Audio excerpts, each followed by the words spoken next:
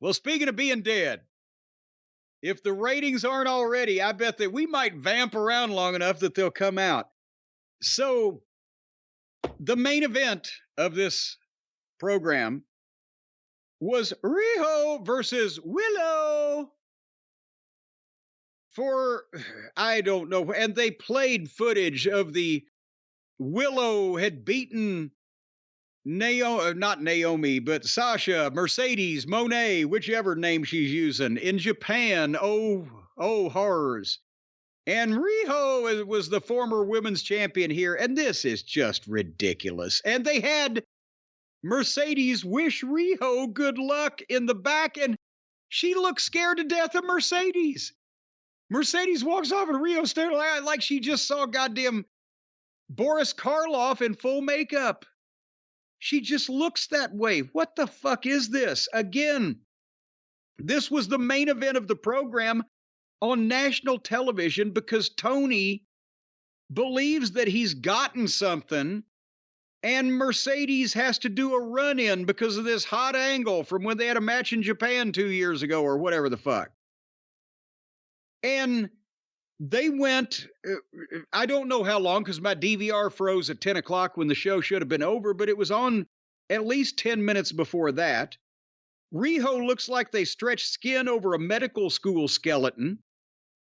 And I swear to God, if she didn't have papers to prove her age, somebody would be investigating or reporting AEW. And it's visually, again, ridiculous that there's Willow Nightingale, big for one of the girls.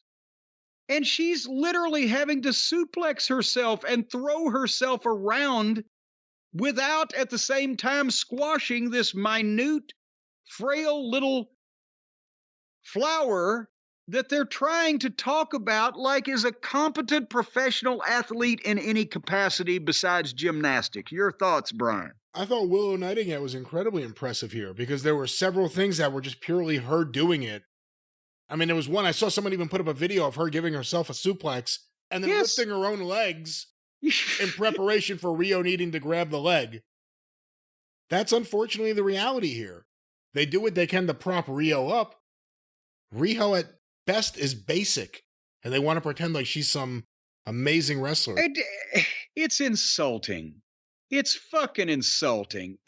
You would expect something like this from Saturday Night Live with Riho and Pockets and a couple of the other ones who are in no way legitimate pro wrestlers or whatever, are unserious performers in every aspect.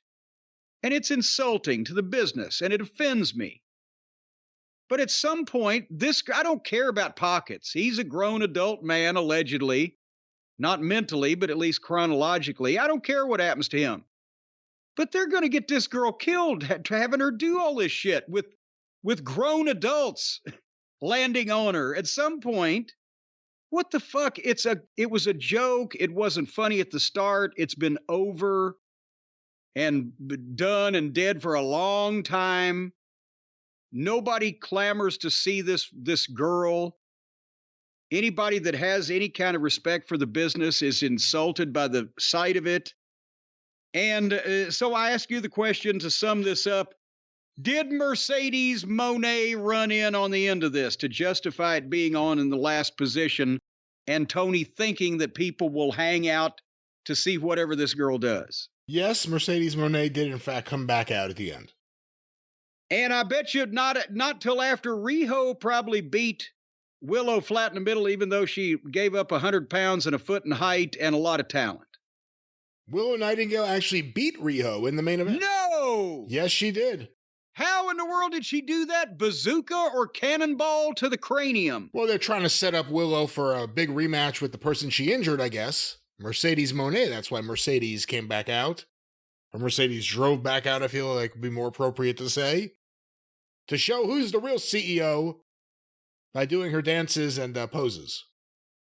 Tony, won't you buy me a Mercedes Monet? I had all my pages and Brits go away. I need a new girl to have for my own. Oh, Tony, Won't you buy me old Mercedes moan? It's Monet. You can't really do it in the song if you can't come up with a way to rhyme the actual words. I'll goddamn worry about my rhyming, and you worry about your names. Yeah, all right. The pompatus of songwriting over here, Jim Cornette. Oh, thank you, Steve Miller. Thank you, Mr. You're not Steve Miller. But we're gonna go jet airliner, and we're gonna talk about. I guess that was it. That was the main event. Yes. The AEW women's scene has never been hotter. Britt Baker and Jamie Hayter. You have to think we'll be back at some point soon. Now we'll have a loaded female roster and, of course, all these great empty segments to put them in. And I'm dying to see the ratings, too, and they are not in yet. Well, we'll dick around here with some of these other topics long enough. I'm sure they will be. Well, that was AEW Dynamite Big Business in Boston.